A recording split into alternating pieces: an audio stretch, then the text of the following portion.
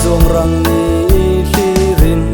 ning be ya chung zoro ni ma thi ne roi rel na anga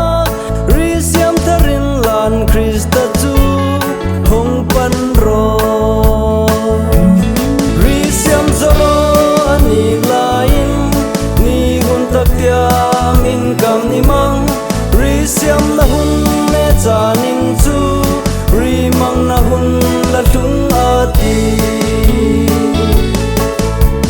hun kir ta ka tung thiai ta sual na tin reng hein ra an zar hun nung kon tak chu at tung tak ni hun nei sun hun tra chu la boy ati ri siam zoro ni lain ni hun tak tia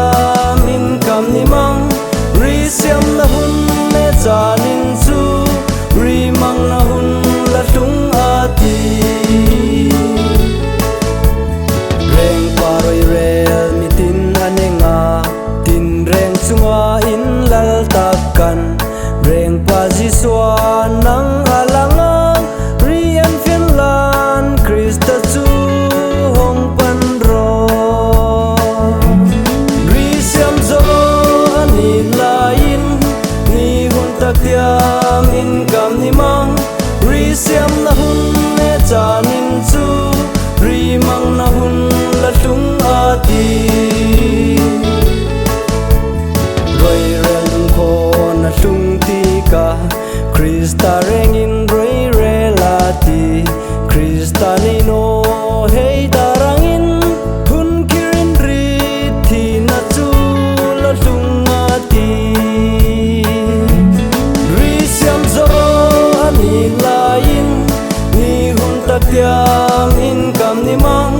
ri siam na hun me cha nin chu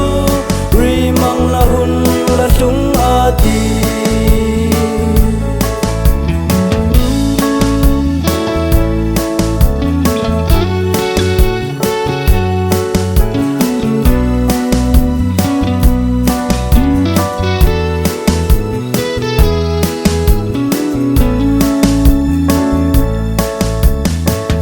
ni tur chi lo mom ta